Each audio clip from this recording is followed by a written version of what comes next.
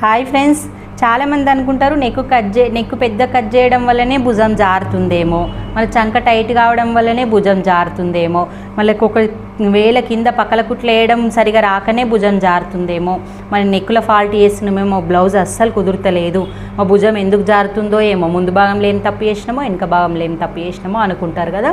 అది కాదు, కొంచెం మీరు ఒకసారి ఇలా సెట్ చేసి చూసుకోండి.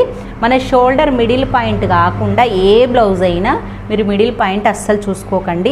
ఏ పాయింట్ చూసుకోవాలంటే మన బ్లౌజ్ యొక్క కొలత ఉంటుంది కదా, ముందు భాగంలో చెస్ట్ పాయింట్ ఎంత ఉంది, ఈ చెస్ట్ పాయింట్ ప్రకారంగా 4 ఇంచులు ఉన్నప్పుడు వెనకకు కూడా 4 ఇంచుల దగ్గర డాట్ పెట్టుకొని చూడండి ఒక్కసారి.